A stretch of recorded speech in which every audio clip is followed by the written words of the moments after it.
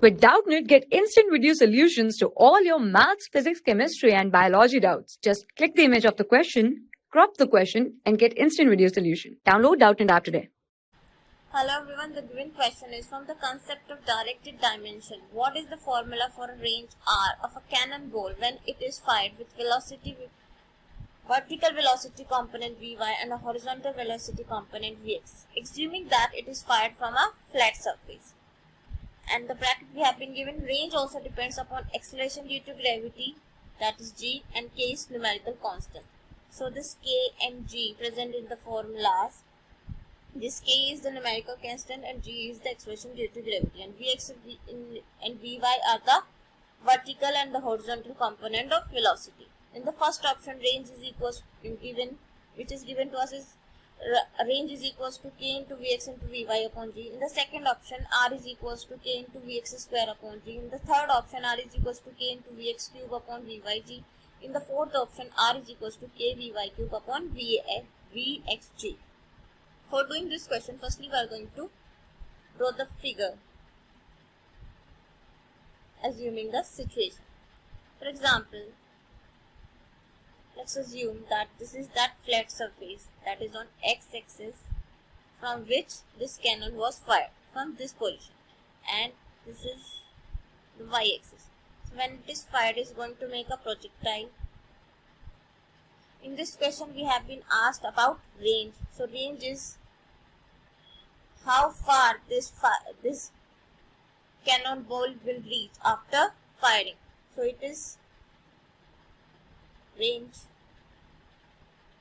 Now velocity is also given to us. So velocity is y component is vy and the velocity is x component is vx.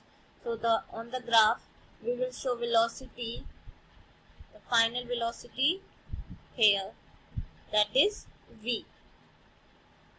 Now when we represent these components of velocity and the resultant velocity on a triangle, we get a right angle triangle like this, where this hypotenuse will be equals to the resultant velocity, that is v. This perpendicular will be equals to the vertical component, that is vy, and this horizontal component will be equals to vx. Now vy is equals to, now this angle is theta, this is 90. So from here vx is equals to v cos theta and vy is equals to v sin theta. We are going to name this equation. This is equation number 1 and this is equation number 2. Now we have to find the range. So we are going to write the formula for range. For range is equals to horizontal speed into time.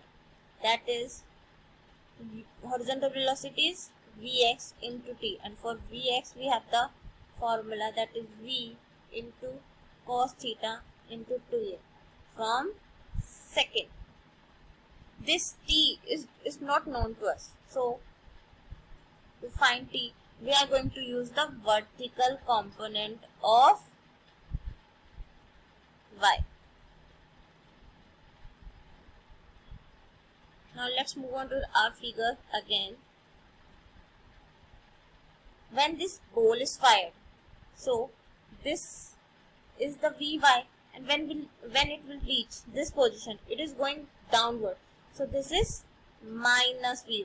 So here the velocity, the vertical velocity of this cannonball is minus kvy.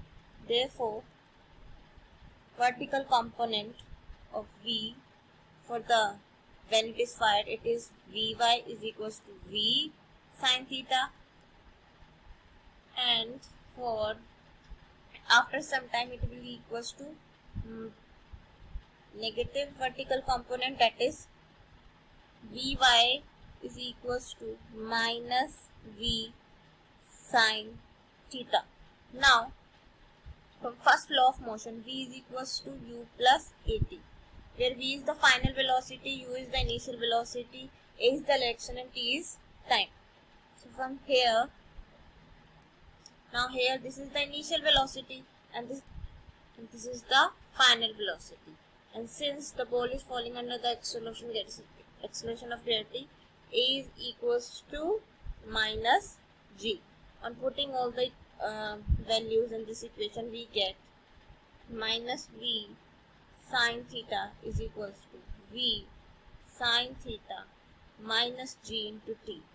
So on solving, we get T is equals to minus 2V sine theta over minus G. Now we will put this value of T in the formula of range, that is V cos theta into T is equals to V cos theta into 2V sine theta over G. On solving, we get 2V square sine theta cos theta over G. Now by trigonometric equation, we know that 2 sine theta cos theta is equals to sine 2 theta.